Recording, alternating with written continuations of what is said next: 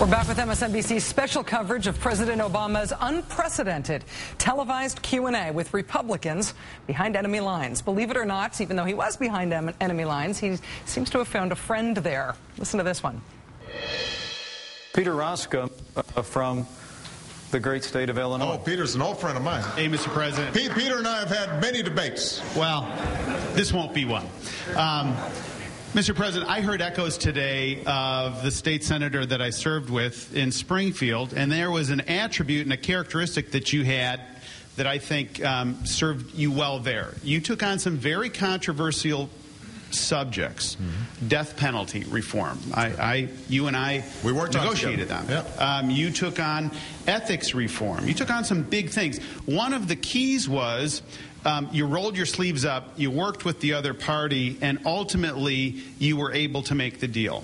Now, here's an observation. Over the past year, in my view, that attribute hasn't been in full bloom. Peter and I did work together effectively on a whole host of issues. One of our former colleagues is right now running for governor on the Republican side in Illinois. In the Republican primary, of course, they're running ads of him saying nice things about me. Poor guy. Although that's one of the points that I made earlier. I mean, we've got to be careful about what we say about each other sometimes, because it boxes us in ways that makes it difficult for us to work together, because our constituents start believing us. They don't know sometimes this is just politics, what you guys, or folks on my side do sometimes. You don't get a lot of credit if I say, I think Paul Ryan's a pretty sincere guy and has a beautiful family. Nobody's going to run that in the newspapers, right? And by the way, in case he's going to get a Republican challenge, I didn't mean it. Don't want to hurt you, man. Chris, to hear the president there talking about how our constituents might actually believe us, we have to be careful. We know it's just politics. Is he being naive there? I mean, I feel like when I look out at some of the anger with the way that the Republican members of the House in particular address those rallies and everything, it's not just politics with them. They mean it. Well, the Republican Party is under assault from its far right. I don't think I can remember either party being under assault by its extremes. I mean, there seems to be a new sort of purity test that unless you're far right, you're not a Republican.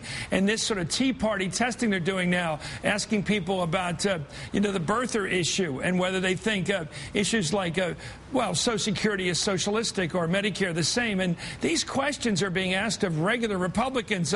Glenn Beck, the inimitable one, the other day was saying that if you're a regular Republican, basically you're suspect. You may well be a secret progressive. In fact, we must assume that. So this party is really being tugged over to the right. I mean, watch John McCain's voting record the next year. I think it's going to reflect the fact that he's got J.D. Hayworth out there. Look at somebody like Charlie Crist, who was presumed to be a pretty attractive candidate for senator from Florida. And now he's behind in the numbers to Marco Rubio, who's Pat Buchanan's favorite. So what's going on out there in the Republican Party is a kind of a frightening, almost Cambodia re-education camp going on in that party, where they're going around to people sort of switching their minds around, saying, if you're not far right, you're not right enough. And I think it's really, there's going to be a lot of extreme language on the Republican side, and maybe it'll be a circular firing squad when this is all over. Keith, is the president trying to sort of split Republicans from the base? No, I think this is where that exchange and many others is what prompts those words like arrogant to be used. Because what the president is saying is, this is the way it should be. These are the rules that have always been. I'm trying to play by them. Why am I the only grown-up in the room? And I think that's what ultimately, with the real anger towards him, however it is expressed by the constituents who are fired up, or the representatives who are then in turn emboldened or frightened of their own constituents and get louder and angrier, they suspend their own rules.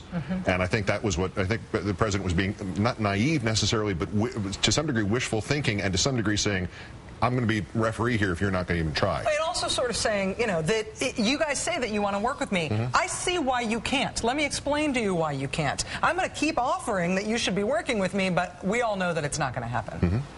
All right, Keith and Chris, stand by. And the next question, probably the most heated exchange of the day. It's between the president and a Republican congressman named Jim, or possibly Jeb. Jeff. That's complicated. You are watching a special edition of MSNBC President's Question Time. Please do stay with us.